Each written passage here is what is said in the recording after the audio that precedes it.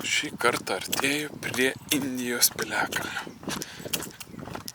Tenka nemažai paėjėti, nemažai sąlyginai, 0,5 kilometro. Pažiūrėsiu, kaip jis atrodo ir jums parodysiu. Štai matau ženklas Indijos piliakalnis, 300 metrų. Na va, štai ir Indijos piliakalnis su papiliu.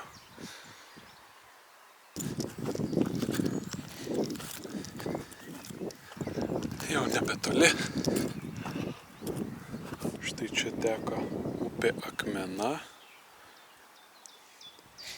Ir šiek tiek istorijos. Istorikai Rimantas Jasas ir Romas Batūra.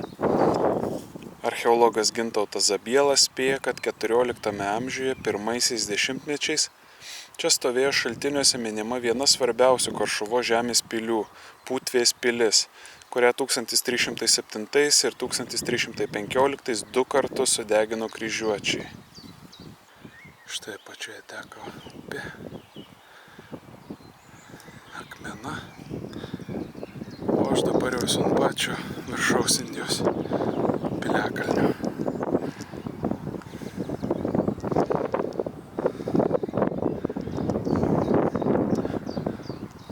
Va ten buvau, nuo ten filmavau, nuo viršaus.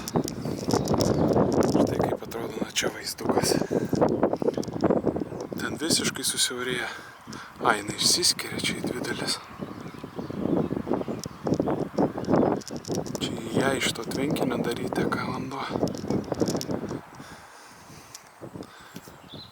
Aukštai, kaip pasižiūri.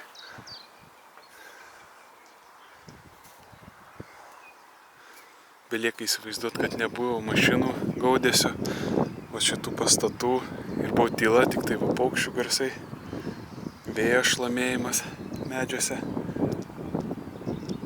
Ir mūšiai, kai užpuldavo kryžiuočiai. O, ten matosi dar.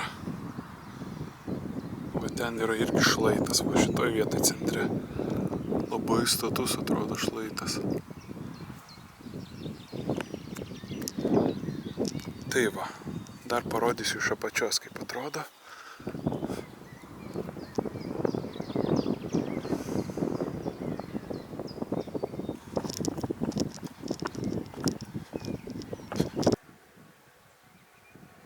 O, pasirodo, Indija reiškia žemės gilumą. Kaip įdomu.